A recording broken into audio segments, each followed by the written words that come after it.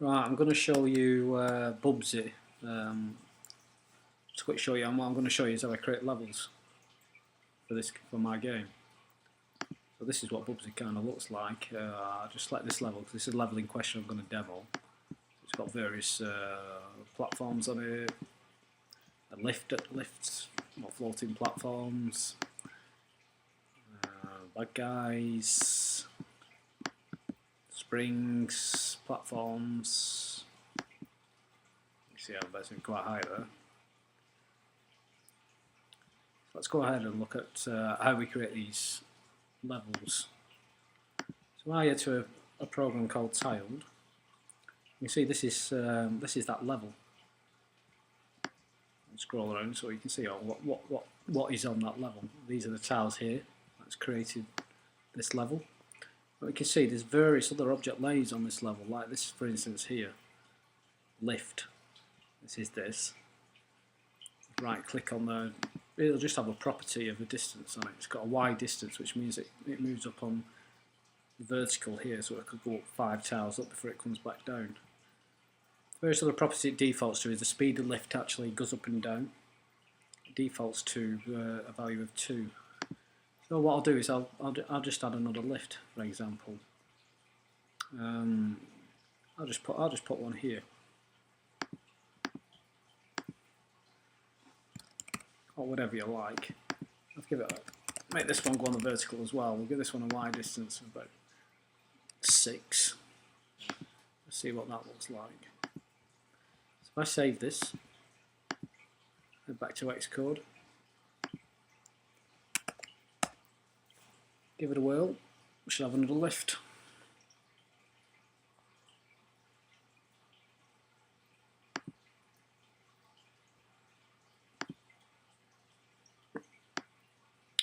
And I think we've just seen it, there it is, up and down.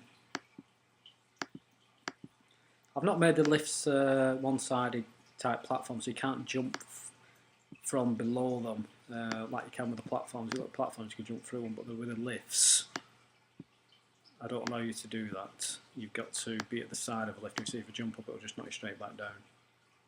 You can see there's one of these springs.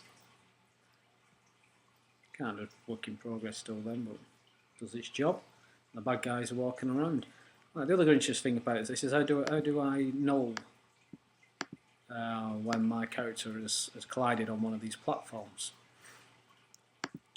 And what I do for that, I use within Tile, I save all this as a PNG file, and I go to Inkscape and load it in as a PNG file. So this is that map. What you can see here is I draw like these boxes around the platforms. All these platforms, I've got these drawn around it. You can also, which I've also implemented, is this this one here is draw freehand lines, which you can use for jagged stuff, things like hills, that sort of stuff. So whenever you draw one of these round, my game parses the SVG file which Inkscape creates, and creates what's called box 2D bodies for each one of these platforms. It just supports. All I do is support the rectangle there and to draw freehand lines. I don't support any of the others at the moment. I've not really got any plans to do that. So as you can see, for instance, now what I'll do is let's remove that one. I'll delete that. If I save this now, go back over to Xcode. What that creates is an SVG file. I know that one's BM level 2 SVG. And I've just got to take something out of here, a bit of a bug in my code. And to run that platform, this one here,